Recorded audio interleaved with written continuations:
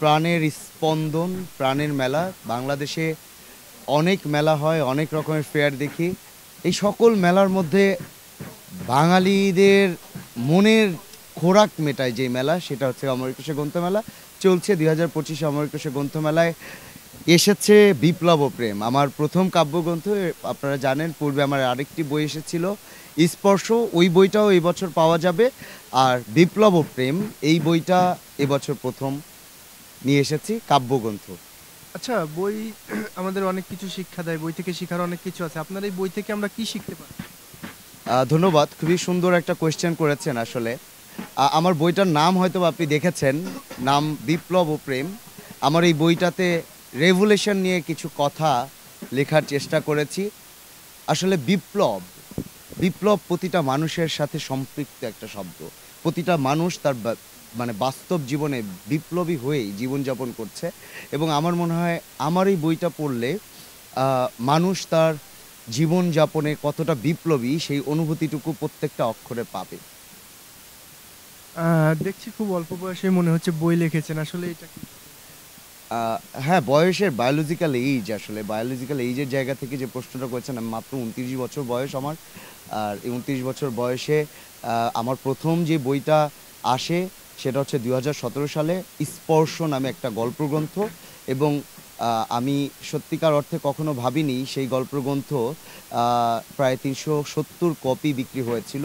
এবং এই অল্প বয়সে যে আসলে আমি বইটা লিখতে পেরেছি, এটা আমার জন্য একটা বিশেষ প্রাপ্তি, যে আল্লাহ আমাকে আসলে কলম ধরার মতো এতটুকু সহযোগিতা করেছে যে আমি আসলে কলম ধরতে পেরেছি, লিখতে পেরেছি। তবে আমি এখনও শিখছি। বড় বড় লেখক যারা আছেন, কবি যারা আছেন, সাহিত্যিক যারা আছেন, তাদের থেকে শিখছি, তাদের বই পড়ছি। এবং পড়ে পড়ে আমার মনে হচ্ছে একটু একটু করে যদি অভিজ্ঞতা সঞ্চার করতে পারি তাহলে আরও ভালো লেখার চেষ্টা করতে পারব। বর্তমান যুব সমাজ আমরা দেখি সোশ্যাল মিডিয়ার যুগে গেম, বিভিন্ন মোবাইল প্ল্যাটফর্মে আসক্ত। সেই ক্ষেত্রে বই কি তাদের জন্য কতটুকু উপকার? আমি এই কথাটা বলার পূর্বে আমি একটা কবিতার দুটো পংক্তি বলে নেই। কবি কাজী নজরুল ইসলাম তার একটা কবিতাতে বলেছিল, থাকবো না কো বদ্ধ ঘরে, দেখবে এবার জগৎটাকে। কিন্তু আমরা এই জগৎটা এখন দেখার চেষ্টা করছি মোবাইলের মধ্য দিয়ে। কিন্তু মোবাইল থেকে আপনি যে জগৎটা দেখতে পারবেন, আর সেই জগৎটা যদি আপনি পরিপূর্ণভাবে সার্ভাইভ করতে চান, পরিপূর্ণভাবে নিজ চোখে দেখতে চান, সেটার যে একটা অনুভূতি, সেটার যে একটা ফিলিং, সেটার জন্য আপনার বাইরে বের হতে হবে। আর সেই জগৎটাকে বই যেভাবে আঁকড়ে ধরে, সেই জগৎটাকে যেভাবে বিশ্লেষণ করে, মোবাইল সেটা কখনোই পারবে না। মোবাইল শুধুমাত্র আপনাকে একটা থিম দেওয়ার চেষ্টা করবে, একটা থিম দিতে পারবে, কিন্তু আপনি সেই অনুভূতিটা একমাত্র বই পড়লে পাবেন।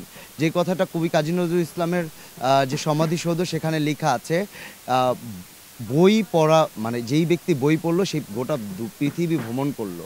হ্যাঁ, যদি কেউ কবি কাজী নজরুল ইসলামের সমাধিসৌধের ওখানে যায় তাহলে দেখতে পারবে, বা পাবলিক লাইব্রেরির দেয়ালে এটা কথাটা লেখা ছিল। তো এই কথাটা দিয়ে এটাই বোঝানো হয়েছে, যেই ব্যক্তি বই পড়লো না সে পৃথিবী ভ্রমণ করলো না। কারণ সবার পক্ষে হয়তো বা আর্থিকভাবে সম্ভব না, বা নানান প্রতিবন্ধকতার কারণে পৃথিবী দেখা সম্ভব না, পৃথিবী জানা সম্ভব না, মানুষ সম্পর্কে জানা সম্ভব না। কিন্তু একটা বই মানুষকে সেই অনুভূতির জায়গা থেকে মানুষকে গোটা দুনিয়া ভ্রমণ করায়।